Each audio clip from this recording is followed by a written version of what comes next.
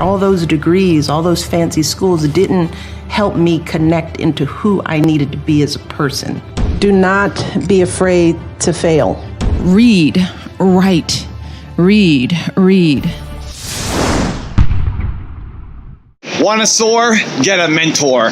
Today, let's learn from Michelle Obama and some of her best life-changing advice. Mentor me, Michelle. Also, if you want to learn how to have confidence like Michelle Obama and other women and or Black entrepreneurs, check out my 254 video series. It's free. It's in the description below. Doubts don't go away. You just learn how to deal with them. Young people from the toughest backgrounds who never stop believing in their dreams. The only way you succeed in life, the only way you learn, is by failing. It's not the failure, it's what you do after you fail.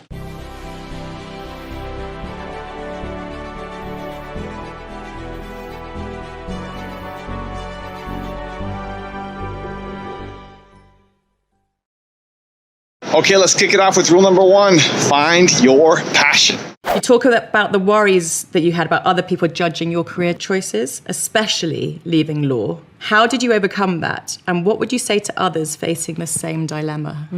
Well, the first thing that I had to overcome was my own guilt. Because when you spend so much time and money, in my case, taking out student loans, I came out of law school with a lot of debt. The notion that I wouldn't want to invest financially to recoup that that initial investment was a struggle for me, especially growing up as a working class kid. I talk about the conversation I had with my mother where I was trying to break down how I wasn't passionate about my career and how I felt guilty talking to a woman who had sacrificed so much for me and probably never had the luxury of thinking about something as trivial as passion. So explaining that to a working class family, how you're going to walk away from a solid career and a solid income to, pursue what's deep in your heart. My parents didn't. And were they your biggest worry when you decided to leave? Initially, they were. But also, it was part of the challenge was what else was I going to do? That's part. I describe myself as a box checker. Because that's how we teach kids. It's like there's a path. You pick a career when you're 7. You study that career in elementary school. You go to college. You get a major. And life choices are not that orderly. But that's how we train kids. And I was right on that path. And I knew how to achieve. I knew how to get A's and how to get to the next level. But no one taught me how to dig deep inside my soul and figure out what I cared about. And we don't talk to kids about what they care about. We talk about what they should major in, what they should study. And those two things are very different. So part of the struggle was figuring I had to relearn how to educate myself about who I was. School didn't teach me that. All those degrees, all those fancy schools didn't help me connect into who I needed to be as a person. So I had to rewind all that learning. I did what I called informational interviews. I had to go out and just meet people who were doing all sorts of things that seemed interesting to figure out what I cared about. Was it kids? Was it working with kids? Was it mentoring? Was it education? I didn't know. I hadn't explored it because I was on the path to be a lawyer. So that was the hardest thing for me to understand how to do, is to walk away from the formal training that I had gotten and to swerve into something more creative. And so would your advice be to others, it is important to find your passion in It life? is absolutely important. And I encourage young people to try on different hats. I think it's a shame that kids are forced to figure out so early in their life and get on a path. So I encourage kids to do internships, to work, to talk to people who are doing things that they think are interesting, because most kids are intimidated about approaching you, for example, and saying, Holly, you've done some swerving. Tell me about what you're doing, and having those conversations in high school and in college before you commit to something. But I think kids feel the pressure to have to know what they're going to be. It's such a young age. Exactly. You're 16, 17, 18 when you're making these big life decisions. Yeah. In one of the first lines in the first chapters, a question that I hate the most that we ask children is, what do you want to be when you grow up? as if growing up is finite, Yeah. as if you get to a place and at some point that's the end. And that's sort of one of our big dilemmas, that we ask kids so early to figure out who you're going to be at 5 and 7 and 10 and even 20 years old. So I do encourage young people to be open to the swerve and don't beat themselves up if they feel they've maybe not made the right first choice, because life, Holly, is long. And as you know, we can have many lives within a life. We are always evolving. That is why I called the book Becoming. You know, this notion that we ever stop evolving is just wrong. Rule number 2, read and write. Read, write, read.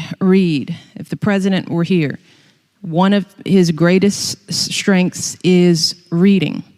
That's one of the reasons why he's a good communicator, why he's such a good writer. He's a voracious reader. So we're trying to get our girls, no matter what, to love reading and to challenge themselves with what they read, not just read the gossip books, but to push themselves beyond and do things that maybe they wouldn't do. So I would encourage you all to read. Just keep reading. And writing is another skill. It's practice. The more you write, the better you get. Drafts. Our kids are learning. The first draft means nothing.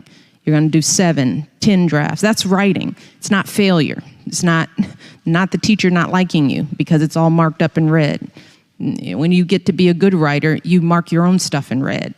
And you rewrite, and you rewrite, and you rewrite. That's what writing is.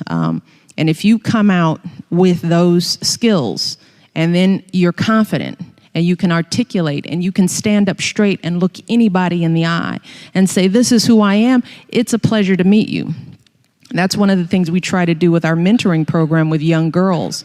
My message to them is, if you can walk into the White House and meet the First Lady and say, my name is, how are you, and look me in the eye, then there's nothing you can't do. That's why it's important. If you guys walked here, are sitting here in front of all these people, standing tall, asking questions, using your voice, you have to practice that. These arenas just show up again and again, and then you just get used to it.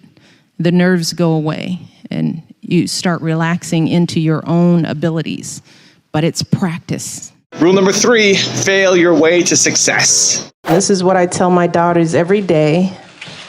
Do not be afraid to fail, because that oftentimes is the thing that keeps us as women and girls back, because we think we have to be right. We think we have to be perfect. We think that we can't stumble. And the only way you succeed in life, the only way you learn, is by failing. It's not the failure, it's what you do after you fail. You know, do you let it eat you up? Do you quit? Do you give up? Or do you let it bolster you? Does it serve as the challenge in your mind to do more, to take some risks, to step outside of your comfort zone? Rule number 4, have mentors. What would you say to young women and to young men about the importance of seeking out strong mentors, and what did they mean to you? Oh, my goodness. You don't do anything alone. And I think a lot of young people think that they look at people like us and think, you just magically appeared, you became, and there you are. And it's like, no, I always looked ahead of me at the women primarily who were doing the things that I wanted to do. I talk a lot about Valerie Jarrett, for example, who has worked in our administration, but I met her very early on before Barack and I even got married.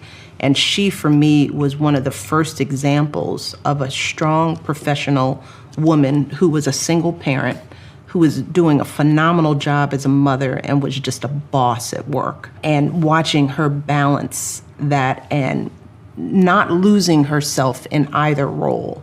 You know, I talk about how I'd sit in a meeting with her and she'd be in the midst of, you know, business leaders sitting around the table, the mayor on the phone, and her secretary would call and say her daughter had just got home from school and wanted to talk. And she turned herself off in a second because she said, I will always make time for my daughter, you know. So I saw how important it was that even in the height of your career, putting your kids first was important. And that helped me sort of think about how I wanted the White House experience to feel for my daughters. That's why we, in so many instances, we would stop our day, no matter what was going on, and give that time to the kids, because we wanted them to feel like they were at the center of everything, even when their mom and dad were some of the most powerful people in the world. Mm-hmm. So I wouldn't have known that example was possible had I not looked ahead at the women who were my mentors. And rule number 5, the last one before a very special bonus clip, is know your value. I was the vice president of community outreach for the University of Chicago Hospital. And I got that job because I didn't compromise. Because before working at that job, I was working as an associate dean. I had Malia. Barack was in the U.S. Senate. So I was basically, mothering part-time on my own. I had a full-time job, so I tried part-time. I've talked about this before. I tried part-time because I thought I have to figure this out. I have to be able to pick the kids up. I've got to be able to do all this. So tried part-time. So only thing I found out from part-time was that you just get paid part-time. Because I was still doing a full-time job. I was just cramming it all into the few hours that I was there and driving myself crazy. So I had vowed that if I continued to work, that I would never settle for part-time. I knew what my time and energy was worth. So when I went into the president's office to interview for that job, I thought, I have a little baby. I don't have babysitting. So here we go. We're all gonna go in to see the president because this is who I am. Yeah. And I said, and if I take this job, I need flexibility and I need full pay. So if you want me to leave my baby and my kids, then you're gonna have to pay me because I'm gonna do the job. That was never a question, I could deliver, but I knew then I wasn't gonna sell myself short. I don't ever view it as bravery. Yeah, you didn't think that was brave saying, look, Right. I'm gonna be paid full time? Right, I just viewed it as, I'm not gonna be taken advantage of. I am just not gonna keep selling myself. You knew your value. That's absolutely You knew your value. Right. Now I've got a really special bonus clip from Michelle on how to be authentic that I think you're going to enjoy.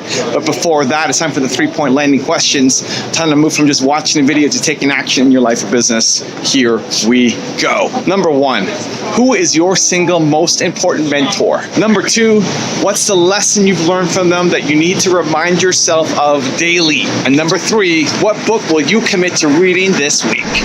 Next, I've always felt a deep sense of obligation to make the biggest impact possible with this incredible platform. So I took on issues that were personal to me. Issues like helping families raise healthier kids, honoring the incredible military families that I'd met out on the campaign trail, inspiring our young people to value their education and finish college. Now, some folks criticize my choices for not being bold enough, but these were my choices, my issues, and I decided to tackle them in a way that felt most authentic to me, in a way that was both substantive and strategic, but also fun and hopefully inspiring. So I immersed myself in the policy details. I worked with Congress on legislation, I gave speeches to CEOs, military generals, Hollywood executives, but I also worked to ensure that my efforts would resonate with kids and families. And that meant doing things in a creative and unconventional way. So yeah, I planted a garden and hula hooped on the White House lawn with kids. I did some mom dancing on TV. I celebrated military kids with Kermit the Frog. I asked folks across the country to wear their alma mater's t-shirts for college signing day. And at the end of the day, by staying true to the me I've always known, I found that this journey has been incredibly freeing. Because no matter what happened, I had the peace of mind of knowing that all of the chatter, the name calling, the doubting, all of it was just noise. It did not define me. It didn't change who I was. And most importantly, it couldn't hold me back.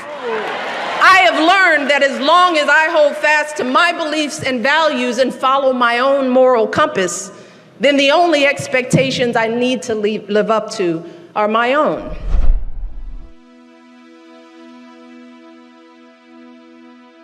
If you want more Michelle, check out the top 10 rules video made in her. The link is right there next to me. I think you'll enjoy it. Continue to believe, and I'll see you there. Facing and overcoming adversity is actually one of your biggest advantages. You gotta be open to taking some risks.